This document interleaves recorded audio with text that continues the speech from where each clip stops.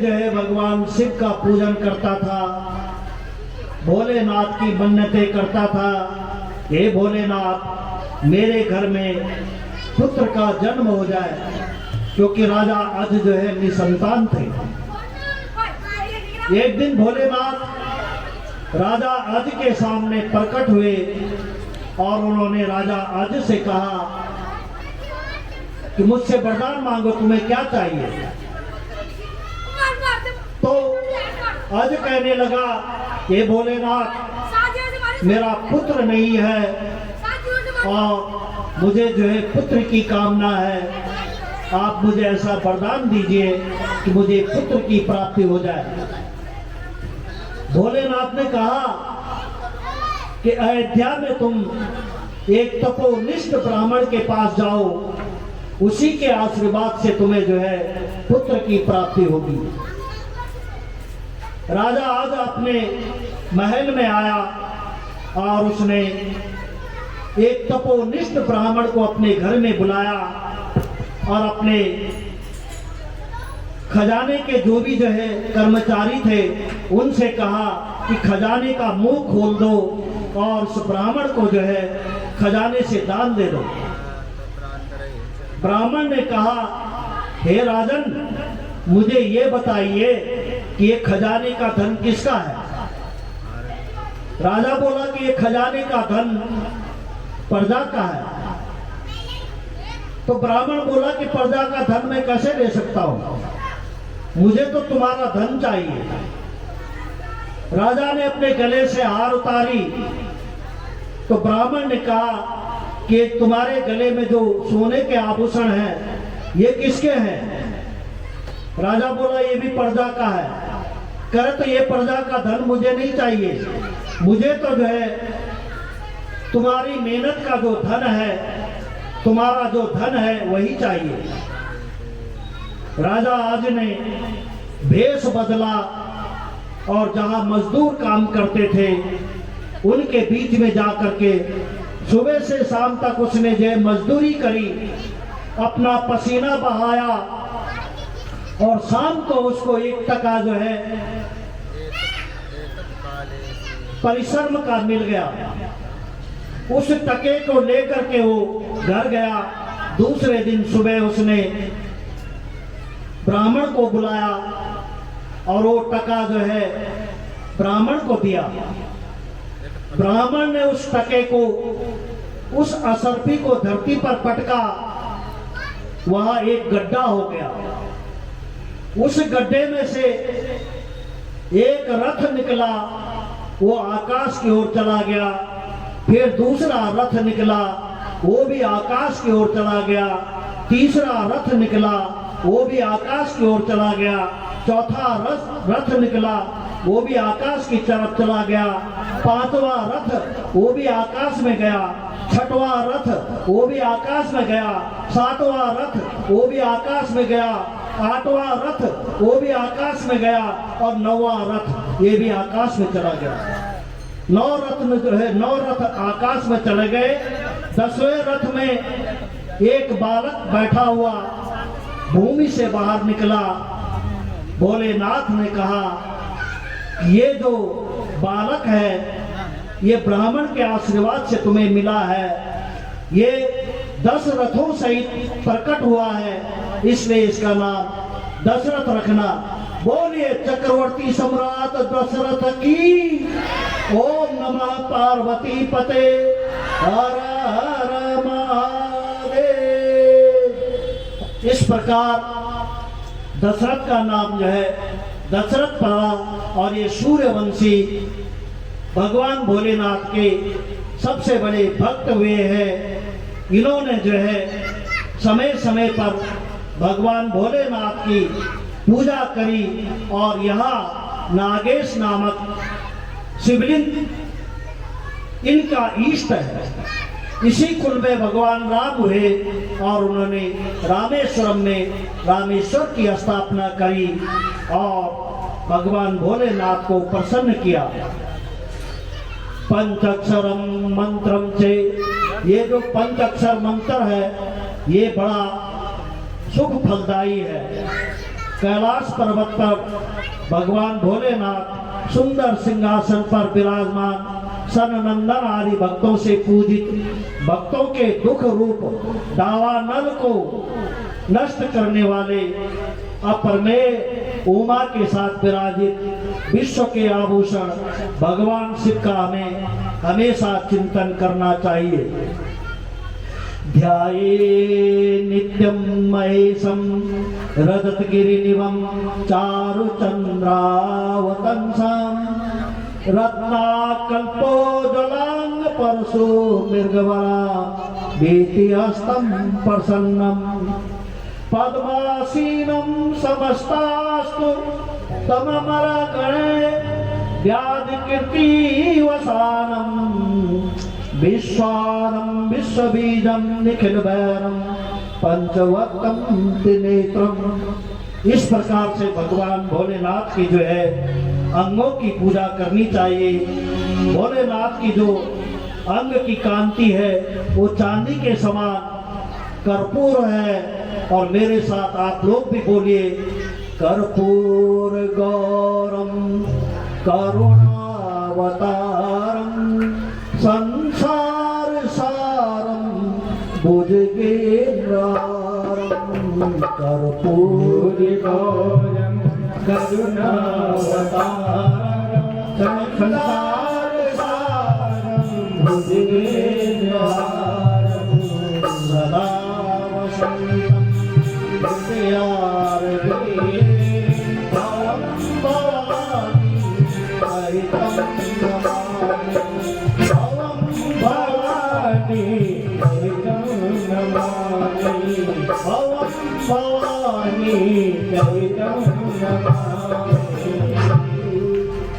भगवान भोलेनाथ जो है गौर वर्ण के हैं, कर्पूर के समान उनकी कांति है, कमल के आसन पर बैठे हुए हैं।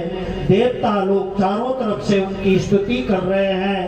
उन्होंने व्याघ्र चर्म धारण किया हुआ है। वो इस विश्व के आदि बीज है, सबका भय हर लेने वाले। उनके 5 मुख हैं और प्रत्येक मुख में 3-3 नेत्र हैं। इस प्रकार से उनके 15 नेत्र हो गए। ध्यान करने के बाद शतरुद्री का पाठ करें और अंत में अक्षय पुण्य को लेकर के उनकी प्रार्थना करें। अहम पापी महानद्य पावनस्य भवामः इति विज्ञाय गौरीश यदि क्षयी तथा कुरु। प्रार्थना के बाद भोलेनाथ की प्रदक्षिणा करें और उनका अलख जगाए। शरण में सदा शिव के आए हुए हैं, शरण में सदा शिव के आए हुए हैं, शरण में सदा शिव के आए हुए हैं, शरण में सदा शिव के आए हुए बस धोनी की रमाए हुए कि बस धोनी की रमाए हुए शरण में सदा शिव के आए हुए, शरण में सदा शिव के आए हुए। क्यों उनकी शरण में जाना चाहिए? करुणाथ रक्षा सताए हुए हैं, करुणाथ रक्षा सताए हुए हैं, शरण में सदा शिव के आए हुए हैं, शरण में सदा शिव के आए हुए हैं।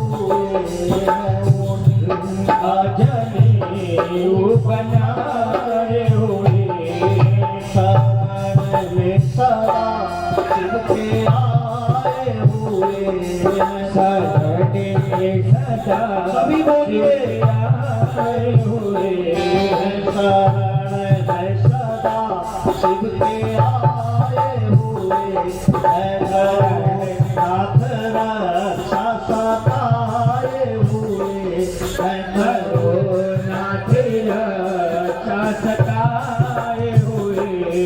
जय जय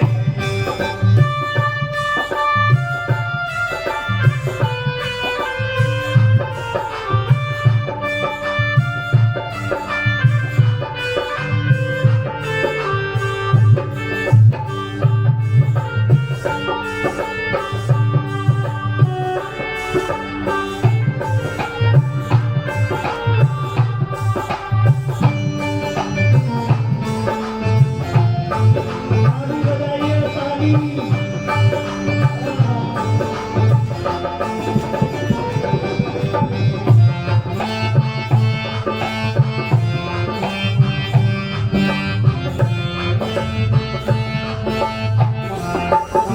सदाई है वे भंग प्याला पीछे सदा ही है ये भंग प्याला। पीछे सदाई है वे भंग प्याला पीछे सदा ही है वो भंग प्याला। बस सूली अपनी रमाए हुए ऐसे दुनिया में रमाए हुए मैं सदा शिव के आए हुए शरण सदा शिव के आए हुए। नाथ रक्षा सताए हुए नाथ रक्षा सताए हुए।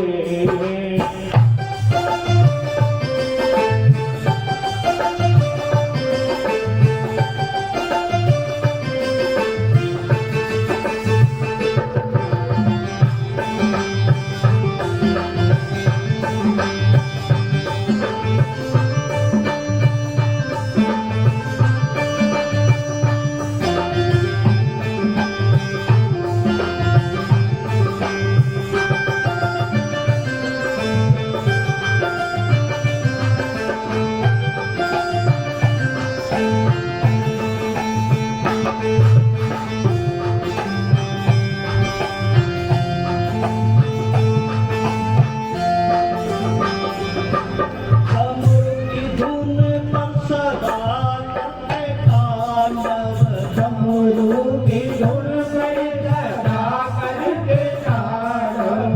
डमरू की धुन पर सदा करते तांडव डमरू की धुन पर सदा करते तांडव।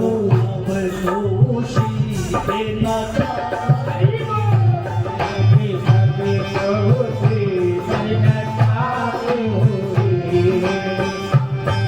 शरण में सदा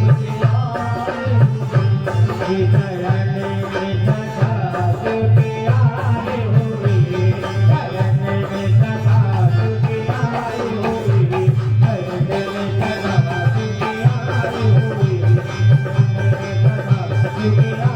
हुए। के आए हुए। शिव के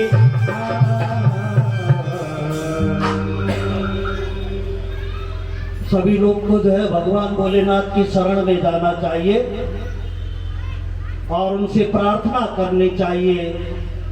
हे भोलेनाथ, हम आपकी शरण में हैं, आपको जो है हमारी रक्षा करनी है। शरण में सदा शिव के आए हुए हैं। सभी मातृशक्ति जो है 2 लाइन मेरे साथ बोलेंगे।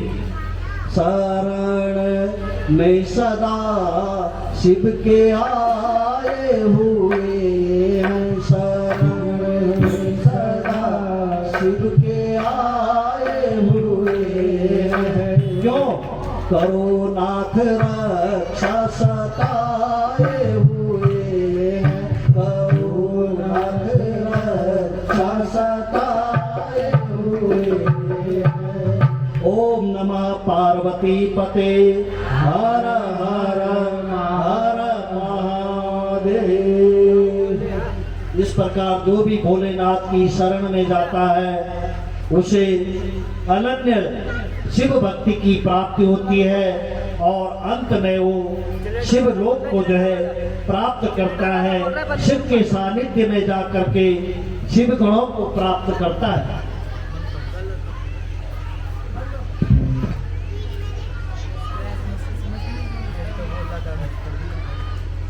की थी, बुढ़ा 70 साल का था और उनका एक पुत्र था, वो 45 वर्ष का था। बड़े गरीबी में उनका जीवन यापन होता था और बड़े कष्ट में जो है वो अपना दिन बिताते थे। एक दिन मां पार्वती ने भोलेनाथ से कहा कि भोलेनाथ, आपका ये भक्त जो है बहुत गरीब है, इनको कुछ धन दीजिए। भोलेनाथ ने कहा, इनके भाग्य में कुछ है ही नहीं, मैं इनको क्या दूं? सब अपने भाग्य का खाते हैं, अपने भाग्य का लेते हैं। इस बुढ़ा और बुढ़िया के कर्म ऐसे हैं कि इनको धन की प्राप्ति नहीं होने वाली। मां पार्वती रूठ गई। मां पार्वती ने कहा, जब भी मैं तुम्हें किसी भक्त को देने के लिए कुछ कहती हूं तो तुम मना कर देते हो। भोलेनाथ ने देखा कि मां पार्वती गुस्से में आ गई है। उन्होंने मां पार्वती से कहा कि चलो, फिर उनको कुछ दे करके आते हैं। दोनों बूढ़ा और बुढ़िया झोपड़ी के अंदर बैठे हुए हैं। भोलेनाथ पार्वती के साथ में उनके दरवाजे पे खड़े हुए और भोलेनाथ ने बाहर से आवाज लगाई, अलख निरंजन। अंदर से बूढ़ा कह रहा है, अरे कौन पागल खड़ा है बाहर, ये अलख निरंजन कहां लगा रहा है? और उसने कहा, बाबा बाहर निकलो, तुम्हारे दरवाजे पर कौन खड़ा है? बुढ़ा कहता है, यहां से भाग रहा है या नहीं भाग रहा है? हमारे पास कुछ देने को नहीं है। भोलेनाथ ने फिर सिंह की दहाड़ लगाई, अलख निरंजन। बुढ़ा और बुढ़िया परेशान हो गए, बाहर निकले, देखा दरवाजे पर भोलेनाथ और पार्वती खड़ी है। भोलेनाथ ने उस बुढ़े से कहा जो 70 साल का था कि बाबा, हम तुम्हें कुछ देने आए हैं, तुम मांगो, क्या मांगना चाहते हो? बुढ़ा अपने मन में सोचने लगा कि 70 साल की उम्र तो मेरी हो गई है, अब कुछ दिन शेष बचे हैं, मैंने जिंदगी में कोई ऐसो आराम तो किया नहीं, ऐसे ही समय निकल गया, तो बाबा से क्या मांगू? बहुत देर बाद उसने कहा, हे बाबा भोलेनाथ, मुझे 25 साल का बना दो। भोलेनाथ ने कहा, तथास्तु। बुढ़ा जो है 25 साल का हो गया, जवान हो गया।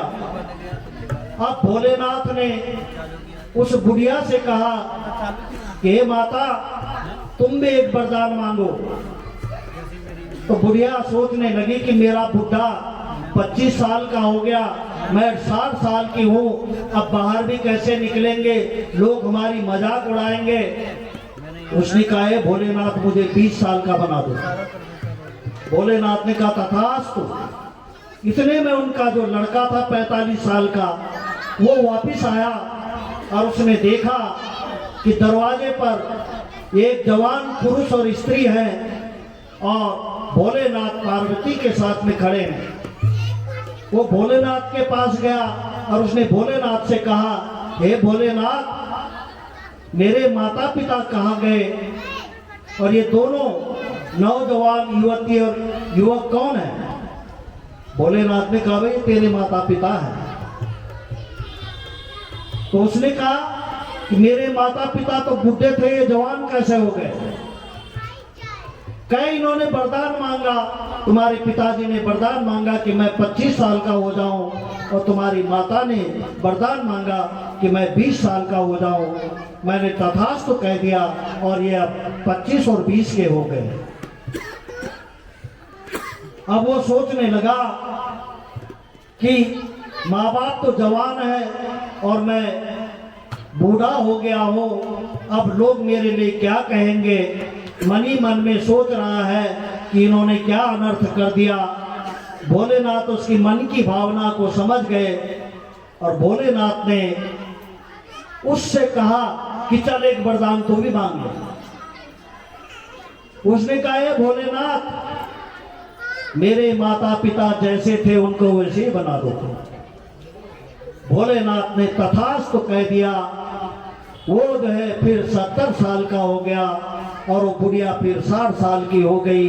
और भोलेनाथ ने माँ पार्वती से कहा कि पार्वती, मैं हर इंसान को पूरे जीवन काल में 3 अवसर देता हूँ, और उन 3 अवसरों में यदि वो समझ जाए तो उसका कल्याण हो जाता है, और यदि वो संभले नहीं तो ये बुढ़े बुढ़िया को देख लो, ये कुछ भी मांग सकते थे, मेरी भक्ति मांग सकते थे, धन मांग सकते थे, राज्य मांग सकते थे, लेकिन उन्होंने मांगा तो क्या मांगा, और वो भी इनके हाथ नहीं लगा। ये जहाँ के तहाँ थे, वहीं के वहीं रह गए। ओम नमः पार्वती पते हर हर महादेव।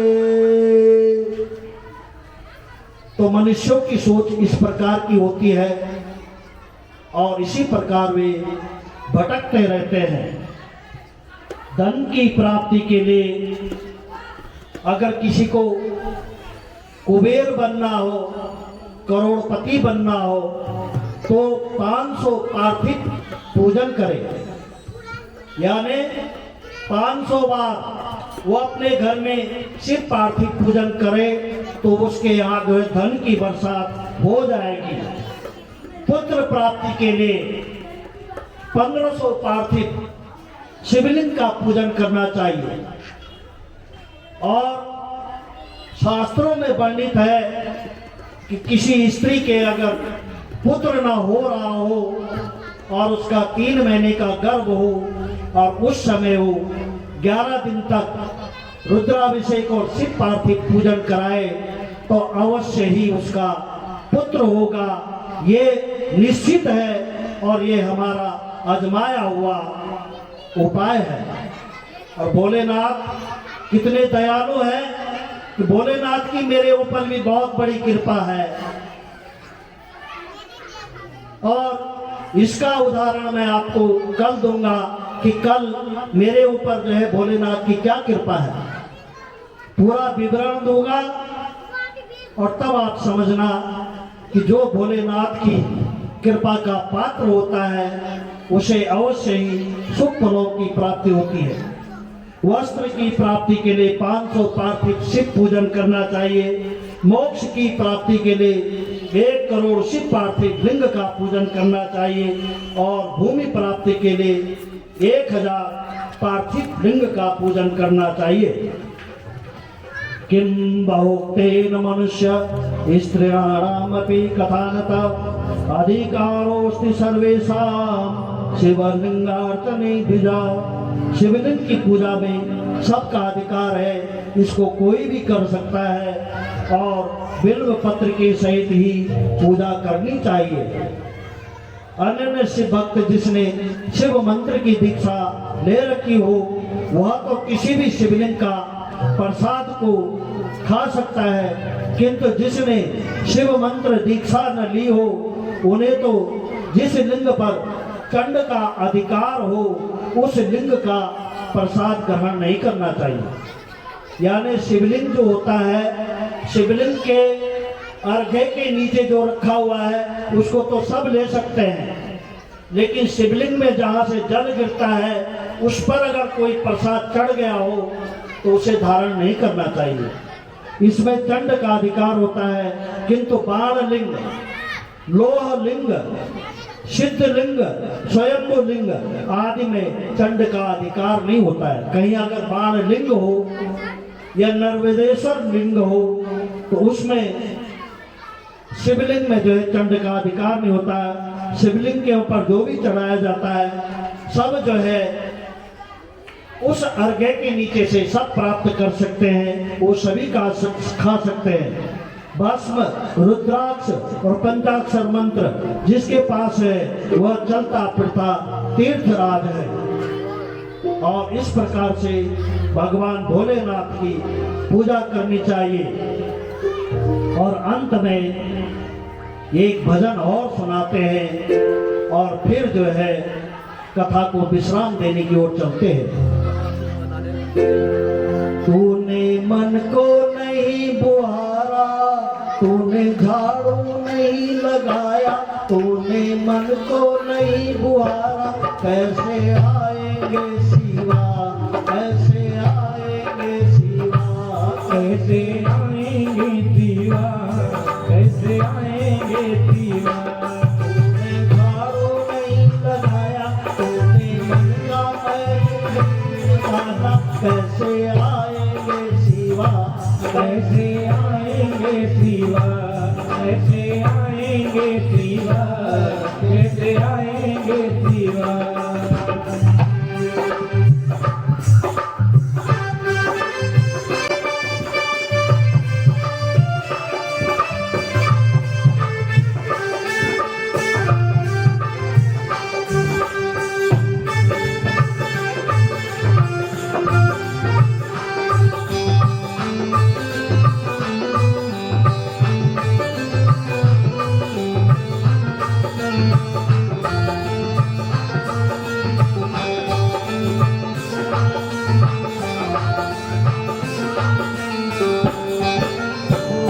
मन को नहीं बुहारा, मन का मैल नहीं निकाला, तूने मन को नहीं संवारा, मन का मेल नहीं छुड़ाया। कैसे आएंगे शिवा, कैसे आएंगे शिवा, कैसे आएंगे शिवा, कैसे आएंगे शिवा।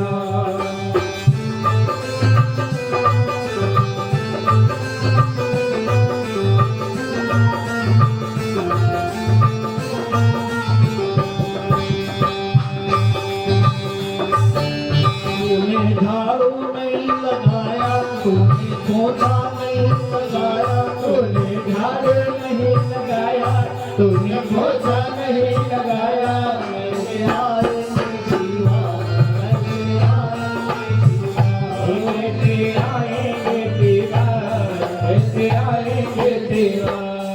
मन को नहीं बुहारा, मन का मैल नहीं निकाला, कैसे आएंगे शिवा, कैसे आएंगे शिवा। कैसे आएंगे दीवा, कैसे आएंगे दीवा।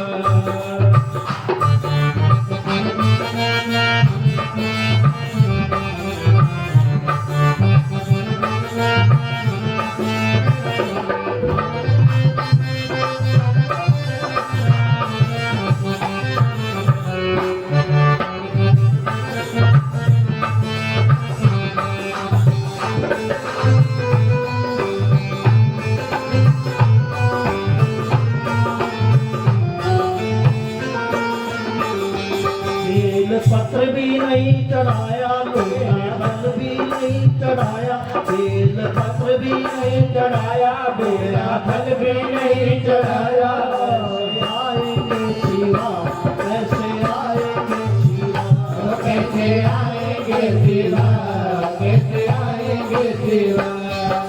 मन का मैल नहीं निकाला, मन के बदला नहीं बुहारा, कैसे आएंगे शिवा, कैसे आएंगे दीवा, कैसे आएंगे दीवा, कैसे आएंगे दीवा।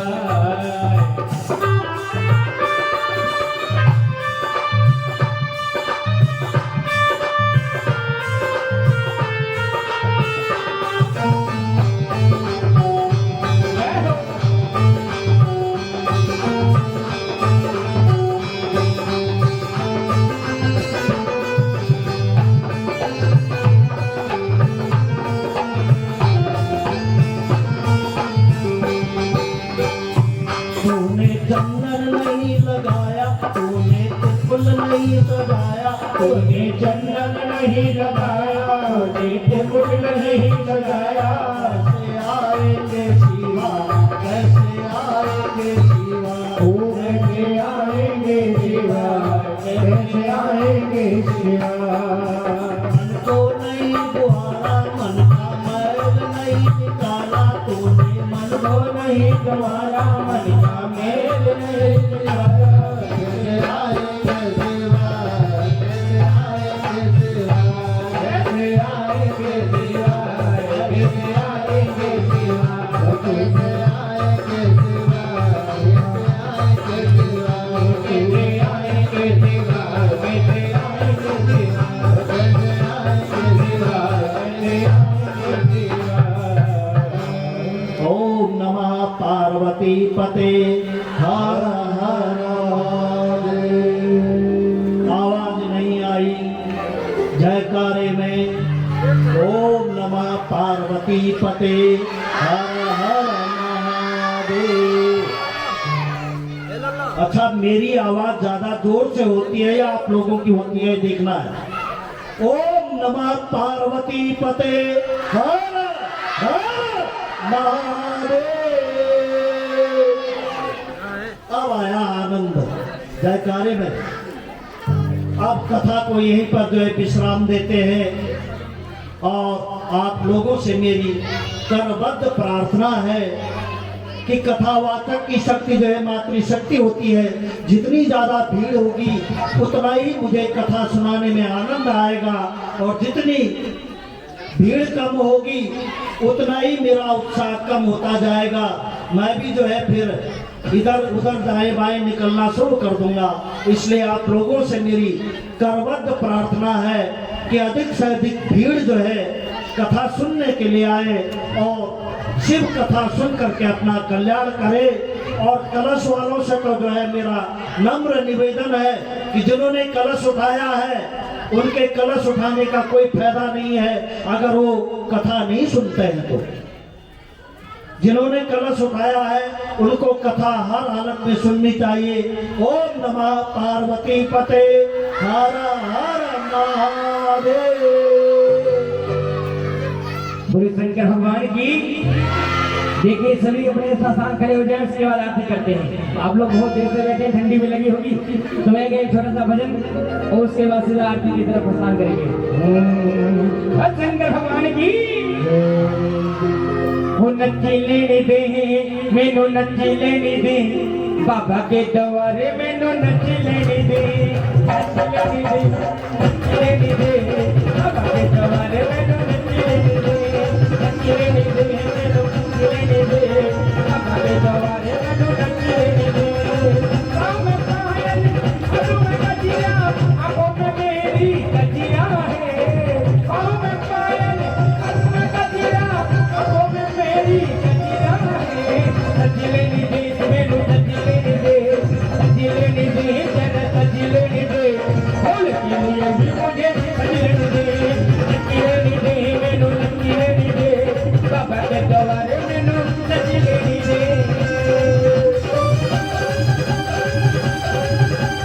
ऐसे ही झूलेगा यह बोला।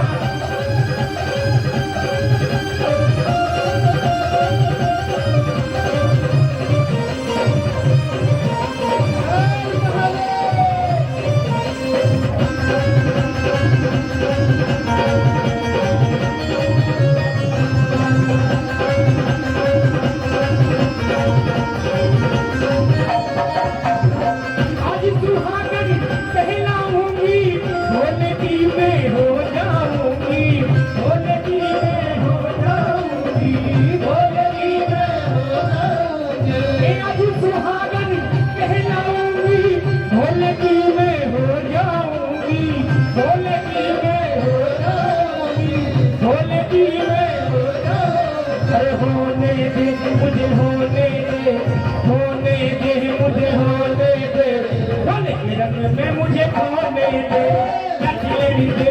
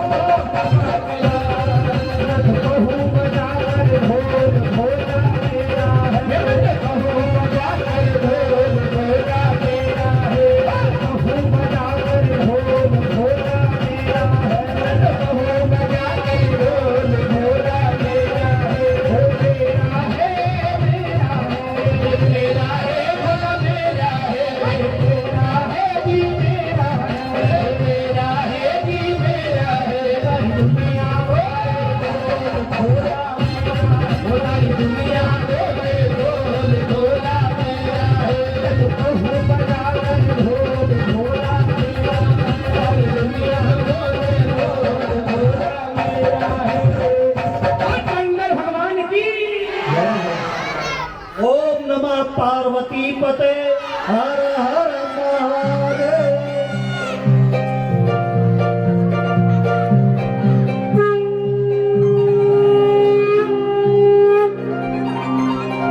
ओम ज्वालमालने नमो नमः सर्वोपचार गंधक्षत पत्रपुष्पं समर्पयामि हरे ओम महाचंद्रमा मनसो जात चक्षो सूर्यो अजायत शोत्रांगाय च प्राणस्य मुखाय अग्निजायत ओम जय श्री ओंकारा भोले हरि शिव ओंकारा ब्रह्मा विष्णु सदा शिव भोले भोले नाथ महादेव हर राधे राधा ओम हरे हरे हरे महादेव हे मानन गदुरानन पंचानन राधे भोले पंचानन राधे